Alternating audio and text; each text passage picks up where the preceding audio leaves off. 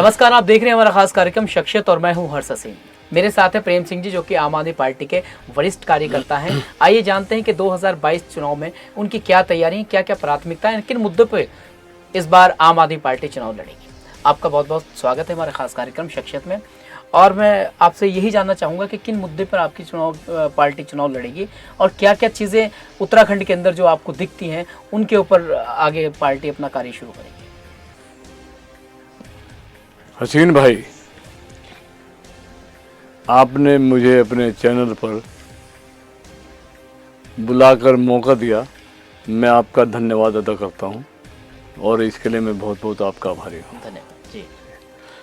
जैसे कि अभी आपने मेरे से प्रश्न किया कि आम आदमी पार्टी यहाँ उत्तराखंड में किन किन मुद्दों पर अपना आधार बनाकर इलेक्शन लड़ेगी, तो जैसे सबसे पहले दिल्ली में जो सुविधा दी है वो किसी से छुपी तो नहीं है, हर कोई जानता है।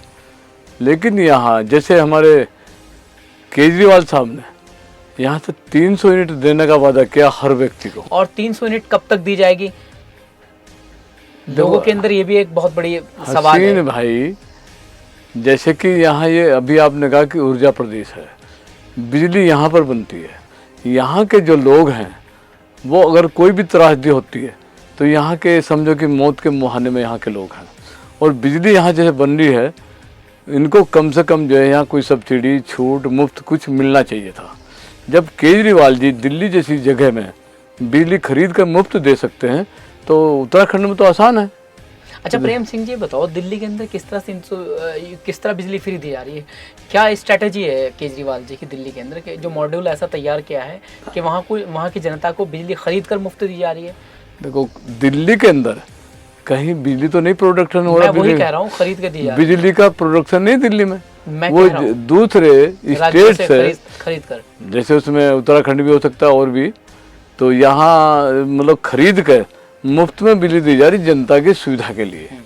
और उन्होंने ये लगा, देखो फाइनेंस के आदमी हैं, उन्हें पता है कि पैसा कहाँ है, कहाँ से बचाना, कहाँ खर्च करना है। तो ये उनकी बहुत बड़ी उपलब्धि है जी। मैं मानता हूँ कि वहाँ 70% लोगों का बिल जीरो आता है, इसीलिए उनकी वहाँ से जनता जो है बहुत खुश है। दिल्ली के अंदर उपभोक्ताओं को 200 यूनिट बिजली की फ्री दी जा रही है। यहाँ पर आम आदमी पार्टी ने अपने मैनिफेस्टो के अंदर ये तैयारी की गई है कि 300 यूनिट आम आदमी पार्टी यहाँ की जनता को, उत्तराखंड की जनता को, अगर पार्टी आती है और यहाँ मुख्यमंत्री बनाती है तो 300 यूनिट उनको फ्री दी जाएगी।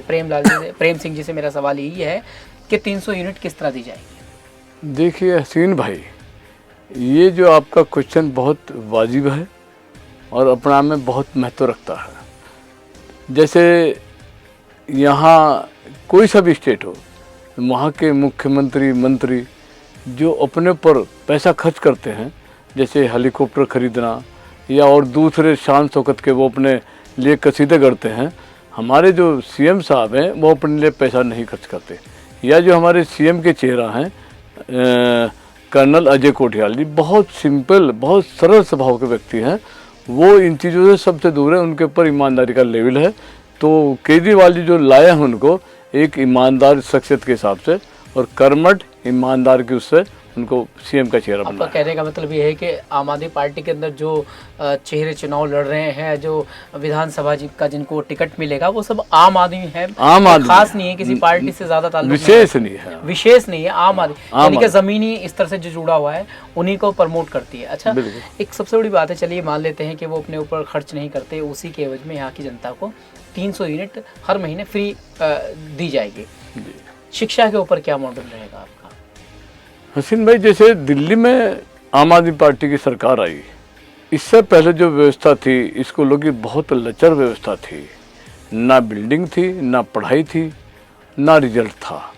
केजरीवाल जी ने और मनीष जी ने देखा कि भाई दिल्ली को अगर हम शिक्षा के स्तर पर ऊंचा किया जाए, शिक्षा का स्तर ऊंचा किया जाए, तो वो कैसे हो सकता था? वो ये हो सकता था कि सबसे पहले वहाँ की बिल्डिंग वगैरह, उनके अच्छे अकोमोडेशन उन्होंने दिए, वहाँ के जो सुधार किया उसमें, और उसके बाद उन्होंने जो शिक्षा का स्तर वहाँ ऊंचा किया, पढ़ाई बहुत अच्छे स्तर की हुई। आम आदमी, गरीब आदमी के बच्चों को भी वहाँ पढ़ने का मौका मिला। और रिजल्ट जो उनका अगर देखा जाए तो जो प्राइवेट स्कूल हैं जो बहुत अच्छे जिनको मानते हैं उनसे भी बेहतर रिजल्ट जो सरकारी स्कूल हैं, जो मनीष जी ने सुधारे वहाँ के, वो रिजल्ट बेहतर उनसे दे रहे हैं। और बल्कि मैं तो यहाँ तक कहूँ कि विदेशों के जो शिक्षा मंत्री हैं वो भी उस मॉडल को देखने के लिए आ रहे हैं। अच्छा चलिए, मान ली मैंने बात दिल्ली का मॉड्यूल जो है उत्तराखंड में तैयार करेगी आम आदमी पार्टी, तो यहाँ के स्कूलों के लिए किस तरह से सर्वांगीण विकास किया जाएगा? यहाँ के लिए तो कुछ अलग सोचा होगा, क्योंकि मैनिफेस्टो के अंदर जो ज़्यादा प्रायोरिटी बिजली को दी जा रही है, शिक्षा, स्वास्थ्य और रोजगार। हाँ। तो मेरा सवाल ये है कि यहाँ पर शिक्षा किस तरह से तैयार करेंगे, क्या क्या क्या सोचा है? ऐसा हसीन भाई कि मैंने यहाँ के जो प्राइमरी स्कूल हैं, जूनियर स्कूल है, मैंने लगभग बहुत स्कूलों का सर्वे किया है। नहीं, सर्वे क्या है या कभी पढ़े भी प्राइमरी स्कूल? मैं प्राइमरी स्कूल का ही प्रोडक्ट हूँ मैं तो, लेकिन अब की पढ़ाई में, उस जमाने के प्राइमरी स्कूलों की पढ़ाई में और अब के जमीन आसमान का अंतर है। यहाँ मैं देखा हूँ कि बहुत सारे गाँव में गया हूँ, लबालब चारों तरफ। अच्छा, एक मैं सवाल और आपसे करना चाहता हूँ आपकी बात को। यहाँ अधिकतर लोग जो है प्राइमरी पाठशाला से पढ़े हुए हैं। बिल्कुल। और जाहिर सी बात है, प्राइमरी पाठशाला के अंदर भले ही फैसिलिटीज़ ज़्यादा ना हो, लेकिन आज आप इतिहास उठा के देख लीजिए, उन्हीं प्राइमरी पाठशाला से स्कूल पढ़ के लोगों ने IPS ऑफिसर, IAS ऑफिसर्स, बहुत बड़ी बड़ी पदवी पर आज यहाँ बैठे हैं लोग। तो मेरा मानना ये है कि उसका स्ट्रक्चर अच्छा होना चाहिए या बच्चों को पढ़ाई अच्छी देनी चाहिए। देखो, ये जब तक माहौल नहीं मिलेगा पढ़ने का, चाहे घर का माहौल हो चाहे स्कूल का माहौल हो, तो मैं समझता हूँ कि स्ट्रक्चर, बिल्डिंग वगैरह, फर्नीचर, सब सुविधाएं वहाँ मैं देखता हूँ कि अगर जैसा माहौल हो, माहौल अगर अच्छा होगा, खुशनुमा माहौल होगा। हमारे पहाड़ के अंदर तो एकदम खुशनुमा माहौल नहीं, ऐसा ना, वही तो 20 साल में यहाँ कांग्रेस और बीजेपी, भाई इन्हीं की सत्ता रही ना, आम आदमी पार्टी तो अब आ रही है। वहीं से बच्चे पढ़ के अच्छी नौकरी कर रहे हैं। देखो, हम लोग भी प्राइमरी स्कूल के पढ़े हुए हैं, लेकिन तब की पढ़ाई में और अब के उसमें अब क्या हो रहा कि जितने स्कूल हैं वहाँ अगर देखा जाए ना तो बिल्डिंग है, वहाँ ना टीचर पढ़ा रहे हैं। अब एक जो मिड डे मील योजना का जो चला गया, तो मास्टर अपना खाना बनाने, बच्चे अपना इंतजार करते तो हैं। आपका कहना यह है कि स्कूल के अंदर पढ़ाई के साथ साथ वहाँ का स्ट्रक्चर भी अच्छा होना चाहिए, जिससे वातावरण जो है शुद्ध हो, अच्छा वातावरण हो। प्रेम सिंह जी ने कहा कि अगर उत्तराखंड के अंदर आम आदमी पार्टी की सरकार बनती है तो शिक्षा के ऊपर काम किया जाएगा, रोजगार के ऊपर काम किया जाएगा और साथ साथ चिकित्सा के ऊपर काम किया जाएगा, और 300 यूनिट बिजली फ्री। रेवेन्यू किस तरह इंक्रीज करेगी, किस तरह से रेवेन्यू का सरकार के पास हसीन भाई स्रोत बहुत है इनकम के। अब और आगे की क्या रणनीति रहेगी आपकी, किस तरह से आपका प्रचार प्रसार चल रहा है, और आप अपनी कॉन्स्टिट्यूएंसी से किस तरह से तैयारी कर रहे हैं? कौन सी कॉन्स्टिट्यूएंसी से आप तैयारी कर रहे हैं? भगवानपुर सुरक्षित सीट है। आप ताल्लुक रखते हैं उससे? बिल्कुल। अच्छा, पिछली बार आपने चुनाव लड़ा था, कितनी वोटें मिली थी आपको? ऐसा देखो, मैं बिल्कुल नया आदमी था, और यहाँ आपको हसीन भाई आपको भी पता है, क्योंकि रुड़की बहुत दूर नहीं है, यहाँ पर जो है एक ही परिवार का वर्चस्व रहा है, और वो जो है एक बीजेपी में दूसरे का। वो सबसे बड़ी बात तो प्रेम सिंह जी ये है, जैसे आप कह रहे हैं कि एक परिवार का वर्चस्व रहा है, तो जनता चाहती है उनको बदलाव चाहती है। देखिए, जनता जब जिस चीज को चाहती है तो उसके अंदर ये कहना कि एक परिवार का वर्चस्व रहा है, उसमें हसीन भाई मुझे ये कहना है कि यहाँ अभी तक आप भी अपना वर्चस्व चमकाइए ना, पर वो मना थोड़ी कर रहे हैं। हसीन भाई, मैं इसमें मुझे कहना है, अभी तक यहाँ बीजेपी और कांग्रेस, कोई तीसरा विकल्प यहाँ नहीं बना। अब की तीसरा विकल्प तभी बन पाएगा जब आप अपनी आइडियोलॉजी, अपनी तैयारी उस स्तर पर करेंगे, जनता को आप के पास जाएंगे, उनको भरोसा दिलाएंगे, जनता आप पर भरोसा करेगी तो विकल्प मिलेगा जनता को। हसीन भाई, मैं जनवरी 2021 से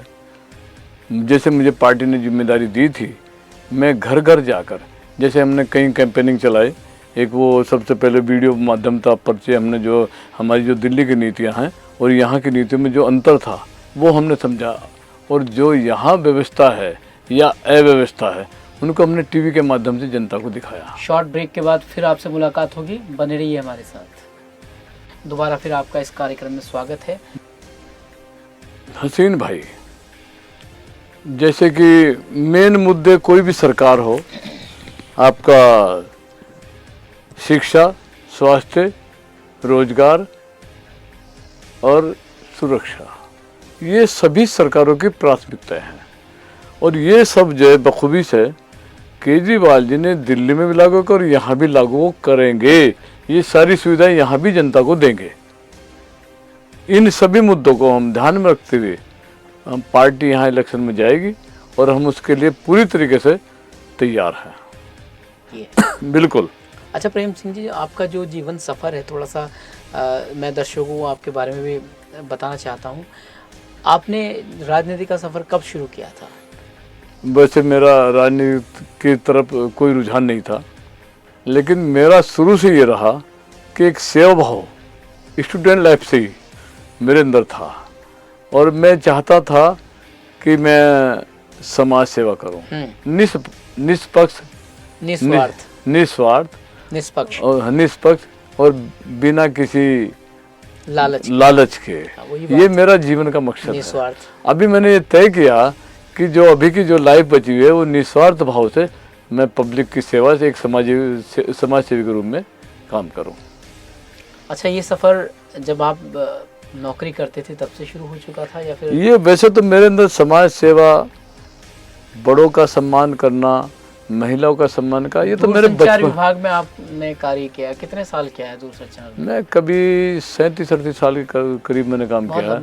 आपका और मैं ये समझता हूँ कि मेरे पास जो भी अपनी प्रॉब्लम लेकर कभी भी कोई भी, चाहे कितना ही बड़ा नेता हो, मतलब डॉक्टर हो, पत्रकार हो, मैंने कभी किसी को निराश नहीं किया और दोबारा कहलवाने की मैंने मतलब दोबारा नहीं कहलवाया कि भाई मेरा काम नहीं। अगर कोई परेशानी लेके आए तो उसका सलूशन आपने निवारण किया है। बिल्कुल बिल्कुल।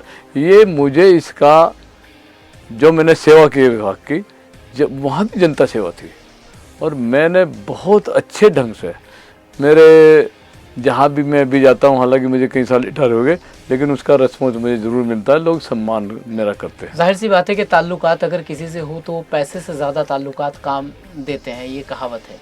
अच्छा प्रेम सिंह जी, एक छोटी सी बात मैं और जानना चाहता हूँ आपसे कि आपने 35-36 साल जो है विभाग के अंदर कार्य किया है आपने, उसके बाद आपने पार्टी कोई इससे पहले आम आदमी पार्टी से पहले कोई पार्टी ज्वाइन की थी? नहीं, मेरे पास ऑफर सब पार्टियों के थे, लेकिन मुझे जो नीतियाँ आम आदमी पार्टी की थी वो मुझे बेहद पसंद आई। सबसे बड़ी बात तो कि जो हमारे पार्टी के जो मुखिया हैं, राष्ट्रीय अध्यक्ष हैं, चीफ मुख्यमंत्री हैं, वो बेहद ईमानदार टाइप का आदमी है। अगर आपको जनता वहाँ की मौका देती तो आप जनता के लिए क्या क्या चीज़ें हैं वहाँ पर जो आप क्षेत्र के अंदर देख रहे हैं? हसीन भाई, मैंने वहाँ भगवानपुर के अंदर कोई गांव ऐसा नहीं है, गली मोहल्ला ऐसा नहीं है जहाँ मैं नहीं गया हूँ, ना नहीं जा रहा हूँ। मैंने देखा कि अच्छा, अभी जो आपकी पहचान है वहाँ पर, जो आप गली मोहल्ले की बात कर रहे हैं, गए आपने इससे पहला भी चुनाव जो लड़ा था, तो जाहिर सी बात है इलाके के बारे में बाखूबी आप जानते हो। बिल्कुल जानता हूँ। बहुत बड़ी बात है, ये भी अपने आप को एक प्रेजेंट करने वाली बात होती है बहुत। और जो पिछला इलेक्शन भी आपने जो कहते हैं, आपने भी बोला था कि मैं मुझे इतना अनुभव नहीं था चुनाव का, राजनीति का, लेकिन राजनीति में रहते रहते बहुत सारी चीज़ें आ जाती हैं, तो मेरे ख्याल से अब तो अनुभव हो गया होगा आपको, या अभी भी देखो क्लास लेने की आवश्यकता है? कहीं भी ऐसा होता है, अपने आदमी परिपक्व नहीं होता। नहीं, हर जगह कोई चीज़ नहीं है, नहीं। अब देखो हर चीज को सीखने की कोई उम्र नहीं होती।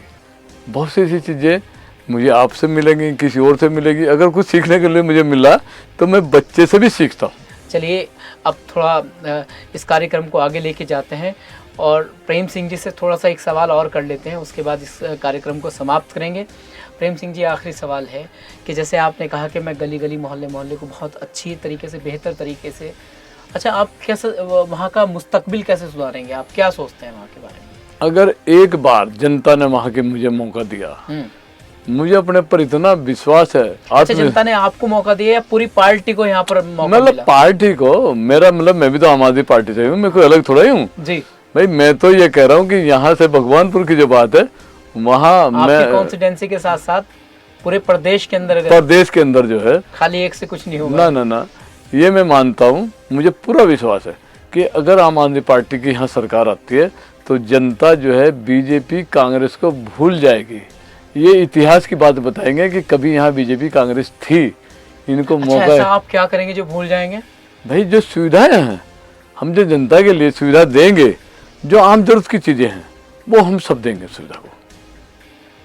जो आम जन की जुड़ी सुविधाएं हैं, जो रोजमर्रा की चीजें होती हैं आम जन के लिए, उन सुविधा को आप पूरा करेंगे, यानी बिल्कुल बिल्कुल रिक्त स्थानों की पूर्ति करेंगे आप। बिल्कुल बिल्कुल करेंगे। खैर ये तो आने वाला वक्त ही बताएगा कि ऊंट किस ओर बैठता है, ये तो आने वाला वक्त बताएगा। आप देख रहे हैं हमारा खास कार्यक्रम शख्सियत और मैं हर्ष हसीन, मेरे साथ थे प्रेम सिंह जी। नमस्कार। हसीन साहब नमस्कार।